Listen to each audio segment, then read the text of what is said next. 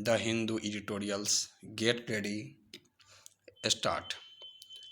Although copies of The Hindu for the first 3 years are not available, its first inaugural editorial, Ourselves, was preserved by one of its founders, M. Veeraraghavachari, but it is not certain what follows is a whole of that editorial or only the most important parts of it. September 20, 1878, Ourselves, in accordance with long-standing etiquette obtaining among the journalistic community with seeking submission into it as a new member, herald our first appearance before the public by a leader rather ostentatiously styled ourselves, in which we will presently set forth the circumstances that justify the appearance of a new paper, its professed intention and aims, the line of policy it proposes to pursue, and the principles by which it is to be guided.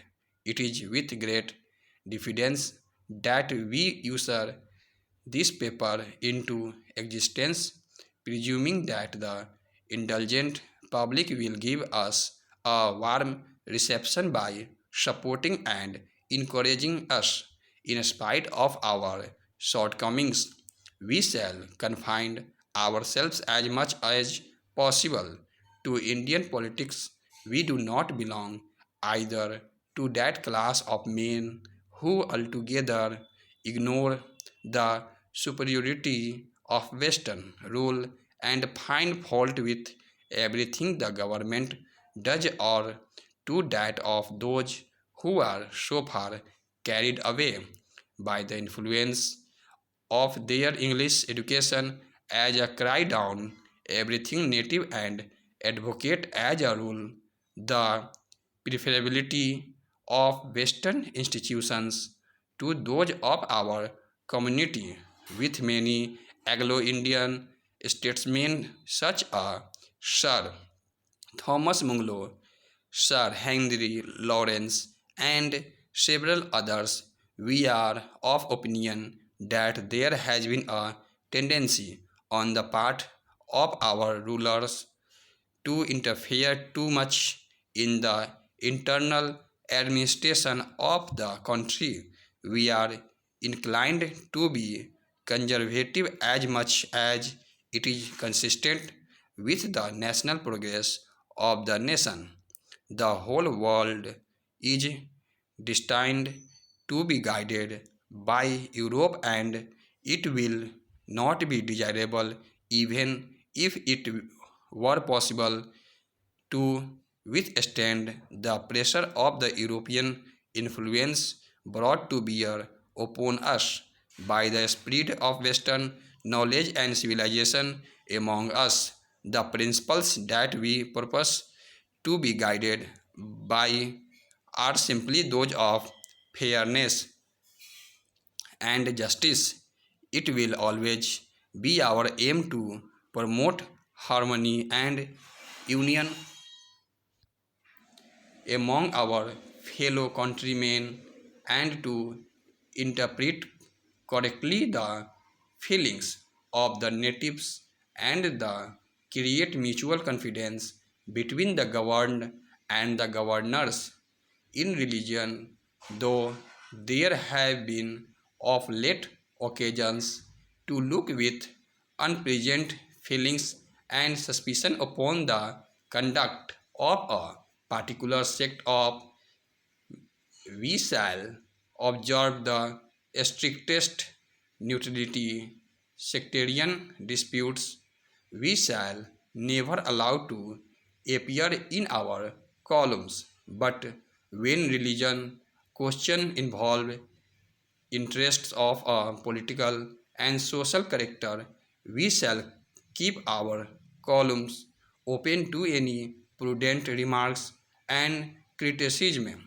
If our attempt proves successful, we shall have reason to congratulate ourselves and feel proud that we have succeeded in doing what we consider to be our duty, but owing to a want of encouragement and cooperation from the public, if our attempt follows its predecessors to the undiscovered country, we shall retire from the field with the melancholy conviction that the native public of South India are not prepared to support among them more than one native newspaper and beg the pardon of the public for having disturbed their inequality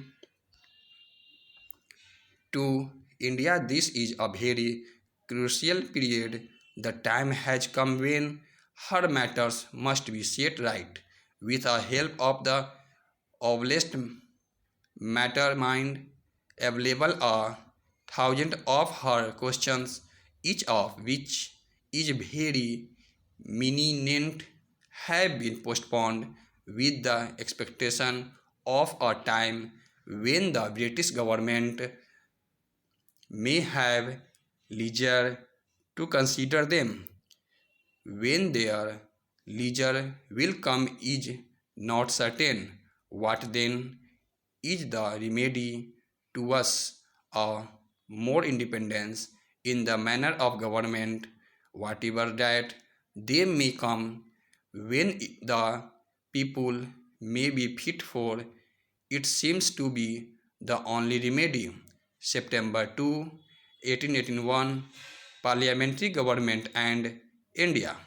India is a football between the two political fictions of England without enjoying any of the advantage of party government. She is subject to all its disadvantage. She has no voice in the election of the members of parliament, and the motives therefore of English statesmen in administrating the affairs of India are simply those of justice and humanity. England is not bound to us by the ties of a common nationality or a common region. On the other hand, too many of those whom she disputes to exercise her immediate power over us are actuated by the strong impulses of an assumed superiority is civilization and morals.